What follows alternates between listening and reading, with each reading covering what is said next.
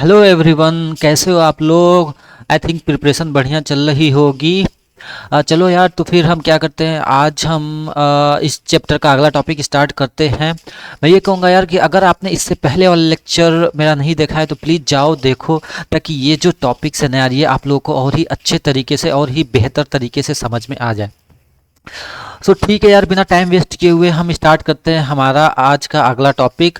और topic start करने से पहले आपको पता है कि हमको क्या करना है, हम रीकैप कर लेते हैं कि हमने अभी तक क्या क्या पढ़ाई की है। तो देखो यार, मेटल्स एंड नॉन मेटल्स में हमने फिजिकल प्रॉपर्टीज के बारे में पढ़ लिया है कि मेटल्स की फिजिकल प्रॉपर्टीज क्या होती है, नॉन मेटल्स का फिजिकल प्रॉपर्टीज क्या होता है। ठीक है। और हमने क्या पढ़ लिया है, केमिकल प्रॉपर्टीज ऑफ सिर्फ मेटल्स का केमिकल प्रॉपर्टीज देख लिया है कि क्योंकि हमको ये पता चला कि फिजिकल प्रॉपर्टीज क्या था, इनसफिशिएंट था। ठीक है, इनसफिशिएंट था, इसलिए हम केमिकल प्रॉपर्टीज स्टार्ट किए।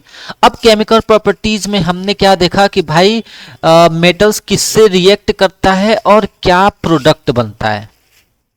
तो देखो यार, मैं ये कहूँगा, देखो ये मैं ये पॉइंट बोलूँगा कि यार तुम लोग अभी किस पे फोकस करना है, अभी अभी तुम लोगों को सिर्फ ये देखना है कि मेटल रिएक्ट किससे करता है और प्रोडक्ट क्या बनता है, ये फोकस करना, इसको याद करना या समझने की कोशिश करना कि रिएक्शन किससे हो रहा है, प्रोडक्ट क्या बन रहा है। अभी तुम लोग ये रिएक्शन का मैकेनिज्म ना देखना कि रिएक्शन कैसे, इलेक्ट्रॉन कहाँ से कहाँ जा रहा है, बैलेंसी वगैरह पे नहीं फोकस करना है। तुम लोग ये देखना, अगर तुम लोग ये समझ गए ना, ये तुम लोगों को ध्यान आ गया कि हाँ यार इससे रिएक्शन होता है तो ये प्रोडक्ट बनता है, तो फिर तुम लोग आसानी से जो है इसका रिएक्शन लिख सकते हो। ठीक है, इसके बाद तुम लोगों को ज्यादा टाइम नहीं लगेगा लिखने में, रिएक्शन लिखने में। तो चलो भाई, अब जैसे कि इससे पहले हम लोगों ने देख रखा था, क्या देख रखा था भाई, रिएक्शन विथ मेटल्स। मेटल्स किससे रिएक्ट करता है, तो देखो कोल्ड वाटर से कौन कौन से मेटल रिएक्ट करते हैं, रिएक्ट करते थे, सोडियम, पोटेशियम, कैल्शियम। स्टीम से कौन करता था, अल्मोनियम, आयरन और जिंक। हॉट वाटर से कौन करता था भाई, मैग्नीशियम करता था। ठीक है, और कौन रिएक्शन करता ही नहीं था वाटर से, तो ये सारे वाटर से रिएक्शन करते ही नहीं थे। तो हम लोगों को ये चीजें पता चल गया कि भाई जो मेटल है, अगर मैं कहूँ कहाँ गया, जो मेटल है, मेटल क्या करता है, किससे रिएक्ट करता है और क्या प्रोडक्ट बनता है। ये चीज यार, ये चीज भाई तुम लोग अच्छे से समझ लेना, या मैं कहूँ याद कर लेना, जैसे तुम लोग को समझ में आए। याद करना हो याद कर लेना, समझना हो तो समझ लेना। चलो अब आगे बढ़ते हैं। अब आगे हम रिएक्शन ऑफ नॉन मेटल्स का देखते हैं कि नॉन मेटल्स किससे रिएक्ट करता है तो क्या प्रोडक्ट बनता है। तो देखो, नॉन मेटल्स जब ऑक्सीजन के साथ रिएक्ट करता है तो वो एसिडिक ऑक्साइड बनाता है। जैसे हमने पिछले वाले केस में देखा था कि सल्फर रिएक्ट करता था, सल्फर डाइऑक्साइड बनाता था। इसी तरीके से कार्बन रिएक्ट करता है तो क्या बनाता है, कार्बन डाइऑक्साइड, जो कि एसिडिक ऑक्साइड होता है। और जब नॉन मेटल जो है वाटर से रिएक्ट करता है तो हाइड्रोजन रिलीज नहीं करता है, ये बात ध्यान रखना। ठीक है, जैसे कि हमने ये देखा था कि जब मेटल रिएक्ट करता था, जब मेटल रिएक्ट करता था तो क्या बनता था भैया, वो हाइड्रोजन रिलीज करता था। ठीक है, बट यहाँ पे मेटल जब नॉन मेटल जब वाटर से रिएक्ट करता है तो हाइड्रोजन रिलीज नहीं करता है, ये बात आ गई। अब नॉन मेटल जब डाइल्यूट एसिड से रिएक्ट करता है, ये करता ही नहीं है। मेटल रिएक्ट करता था डाइल्यूट, मेटल रिएक्ट करता था भाई एसिड से। ठीक है, बट यहाँ पे ये नॉन मेटल रिएक्ट ही नहीं करता है डाइल्यूट एसिड से, ये बात ध्यान रखना। Non metal do not react with dilute acid, ये बात अच्छे से समझ लेना। तो देखो ये सारे पॉइंट्स हैं समझने के लिए, मैं ये नहीं कह रहा हूं तुम रिएक्शन देखो, ये चीजें समझना पड़ेगा कि हाँ यार नॉन मेटल ऑक्सीजन से रिएक्ट करता है तो एसिडिक ऑक्साइड बनाता है, वाटर से रिएक्ट करता है तो ये हाइड्रोजन गैस रिलीज नहीं करता है। ये चीजें तुमको समझ आनी चाहिए या याद होनी चाहिए। ठीक है, अब आगे देखो। अब नॉन मेटल्स अगर किसी सॉल्ट सॉल्यूशन से रिएक्ट करता है तो क्या होता है। याद है हम लोगों ने देखा था कि जब मेटल ए, ठीक है, जब मेटल ए किसी सॉल्ट सॉल्यूशन बी से रिएक्ट करता था तो अगर ए रिएक्टिव होता था तो बी को रिप्लेस कर देता था। ठीक है, रिप्लेस कर देता था। इसी तरीके से यहाँ पे भी अगर नॉन मेटल रिएक्टिव जो होगा, नॉन मेटल जो रिएक्टिव होगा वो नॉन मेटल लेस रिएक्टिव को रिप्लेस कर देगा। जैसे यहाँ पे 2NaBr में Br नॉन मेटल है, अब यहाँ पे क्लोरीन है तो क्लोरीन ज्यादा रिएक्टिव है Br से, तो इसने क्लोरीन इस साल्ट सॉल्यूशन से Br को रिप्लेस कर दिया। Br को क्या कर दिया भैया, रिप्लेस कर दिया। तो ये बातें ध्यान देना, क्योंकि क्लोरीन ऊपर है, ये तुम्हारी रिएक्टिविटी सीरीज है मेटल का, तो ये चीजें देख लेना भाई। अब देखो, अब अगर सिर्फ क्लोरीन से ही रिएक्शन हो रहा है तो क्या बन रहा है, तो क्लोरीन से रिएक्शन होता है तो क्लोराइड बनाता है। अगर कोई और मेटल जैसे हाइड्रोजन रिएक्ट करता है क्लोरीन से तो हाइड्रोक्लोरिक एसिड या क्लोराइड्स बनाता है, ठीक है। इसी तरीके से क्या भैया, जब हाइड्रोजन से कोई नॉन मेटल रिएक्ट करता है तो खुद से ही देखो ये भी नॉन मेटल है, जब रिएक्ट करता है तो क्या बनाता है, कोवैलेंट हाइड्राइड्स बनाता है, ठीक है, कोवैलेंट हाइड्राइड बनाता है। चलो भाई अब आगे और देखते हैं। अब आगे हम बात करते हैं हाउ डू मेटल और नॉन मेटल का रिएक्ट होते हैं तो क्या करते हैं। क्या भैया, जब मेटल जो है किससे रिएक्ट करें, नॉन मेटल से, नॉन मेटल से, तो कौन सा प्रोडक्ट बनता है, तो क्या बनता है, हमको यही समझना है, यही याद करना है, ठीक है, इसी पे फोकस करना है।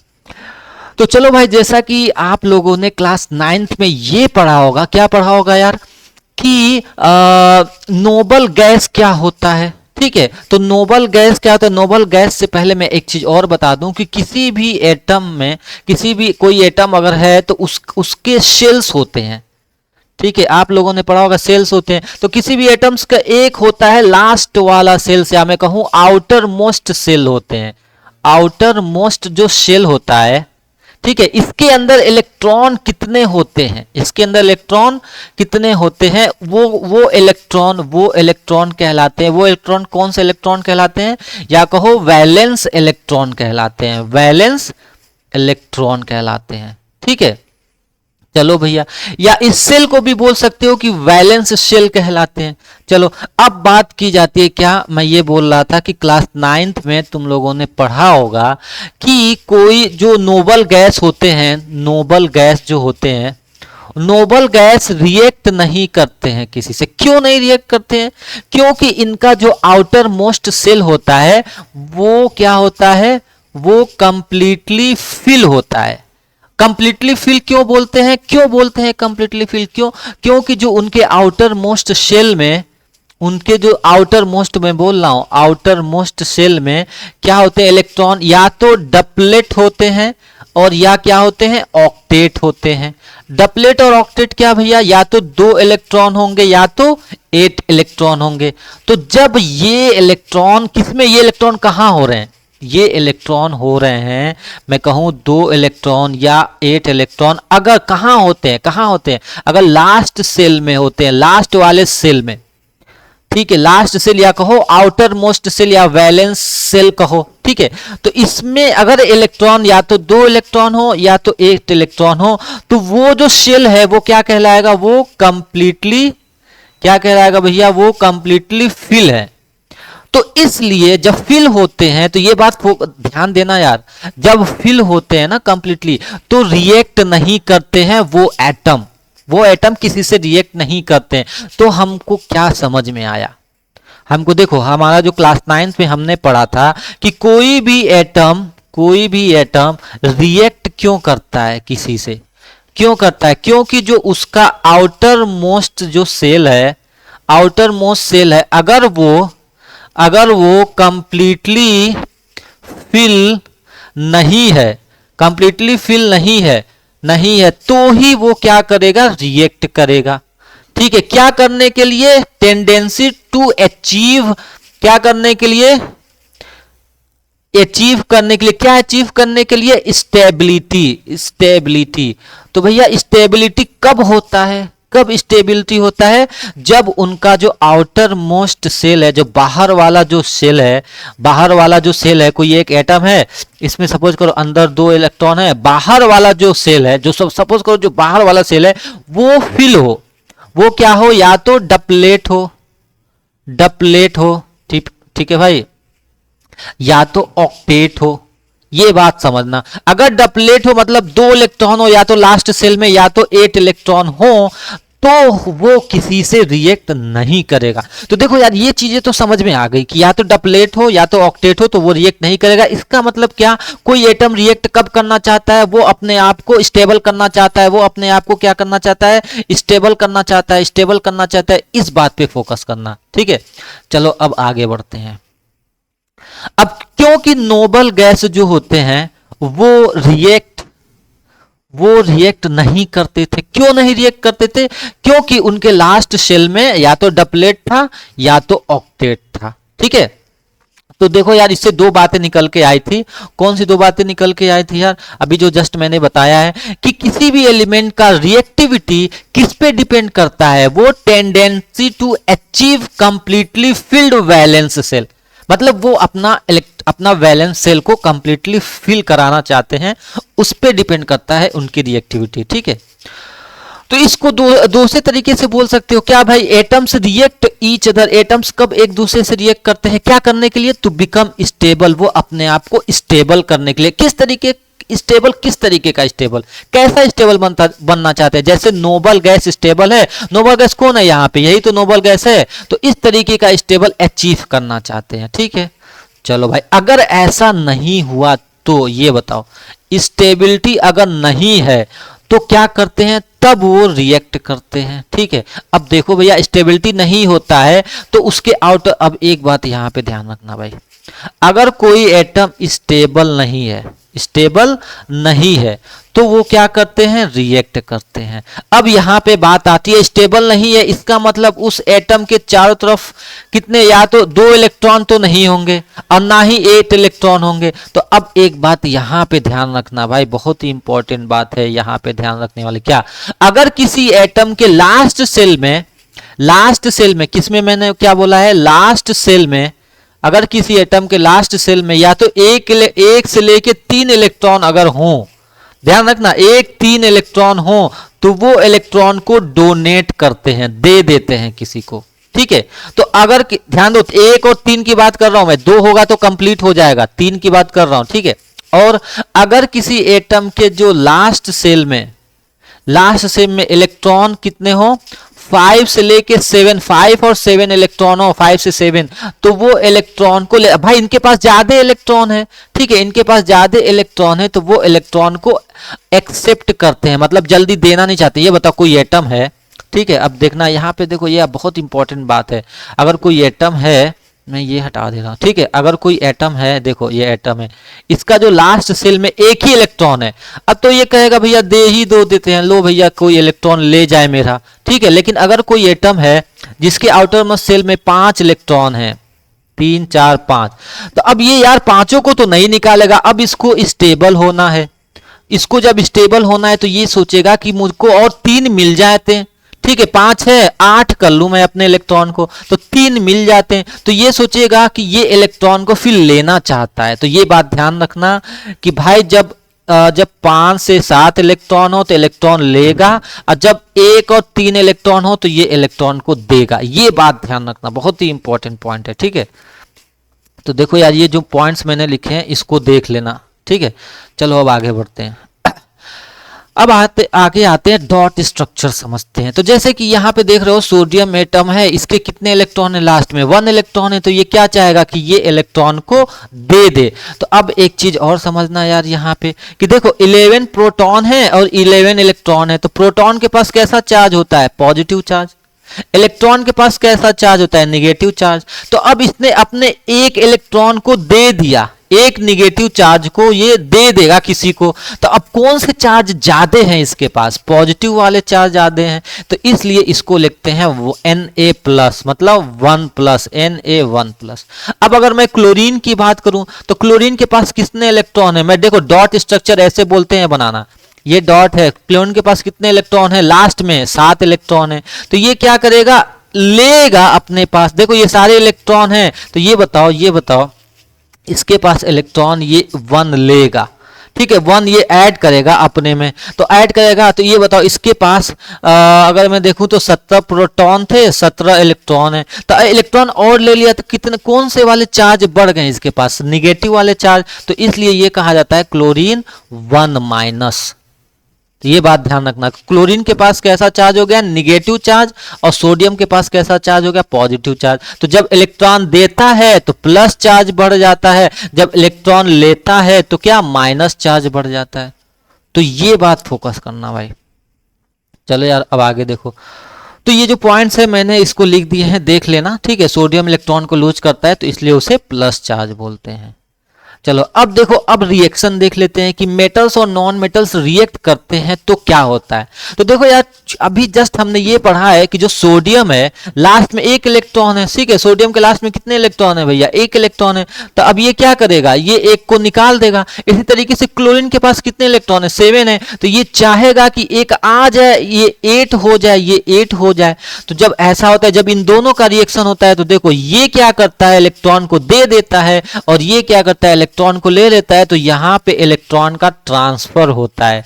जब ट्रांसफर होता है तो इसी चीज को बोलते हैं हम आयनिक बॉन्ड। अभी यहां पे लिख लेना, ठीक है। तो अब देखो इसके पास पॉजिटिव चार्ज आ जाता है और इसके पास निगेटिव चार्ज आ जाता है। अब यहां पे देखो आयन 2 अलग अलग चार्ज में बट गए, एक पॉजिटिव आयन हो गया, एक निगेटिव आयन, इसीलिए इसको बोलते हैं आयोनिक कंपाउंड। तो अब अगला वाला रिएक्शन भी देख लो। देखो मैग्नीशियम के पास लास्ट में कितने इलेक्ट्रॉन है, 2। अब ये चाहेगा 2 को निकाल दे, क्योंकि कम है, स्टेबल होना चाहेगा। जब इसको निकाल देगा तो यार इसके पास कितने इलेक्ट्रॉन हो गए, 8, मतलब ये भी स्टेबल हो गया। अब देखो क्लोरीन के पास कितने इलेक्ट्रॉन है, 7। अब देखो, अब Mg 2 निकालेगा तो Mg क्या करेगा, एक इलेक्ट्रॉन निकाल के एक क्लोरीन को दे दिया, दूसरा इलेक्ट्रॉन निकाल के दूसरे क्लोरीन को दे दिया।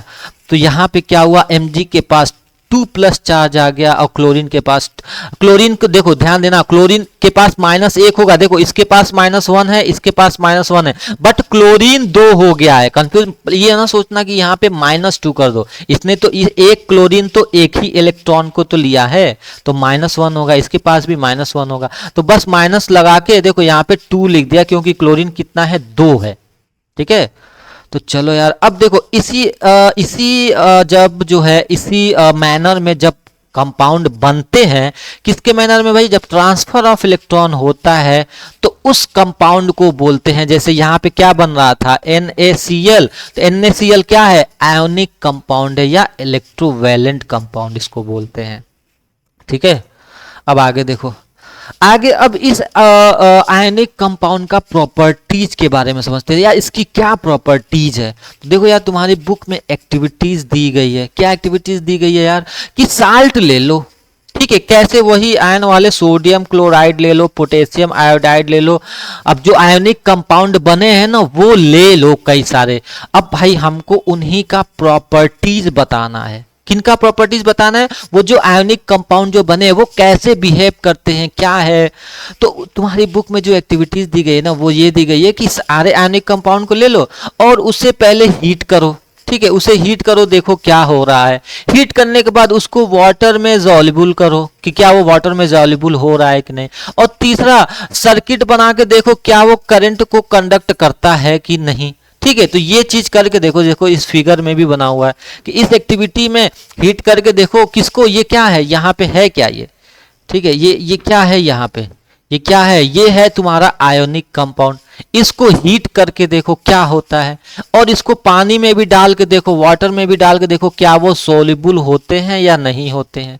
तो देखो यार यहाँ पे कुछ पॉइंट से देखना, क्या भाई, सबसे पहली प्रॉपर्टी इसकी क्या, कि वो हार्ड होते हैं और ब्रिटल सॉलिड होते हैं, ठीक है। क्यों भैया, क्योंकि उनके आयंस के बीच में, अभी जो हमने पढ़ा था ना आयंस, कौन सा, एक पॉजिटिव आयंस एक निगेटिव आयंस, तो दोनों के बीच में, जैसे ये Na+ था, Cl- था, तो इनके बीच में अट्रैक्शन ज्यादा होता है।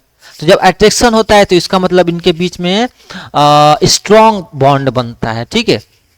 चलो अब अगला पॉइंट देख लो, इनका जब उनको हीट किए तो भैया उनकी हाई मेल्टिंग पॉइंट, जल्दी मेल्ट नहीं किए, बहुत टाइम लग गया, और साथ ही साथ उनका बॉइलिंग पॉइंट भी बहुत ज्यादा है, ठीक है।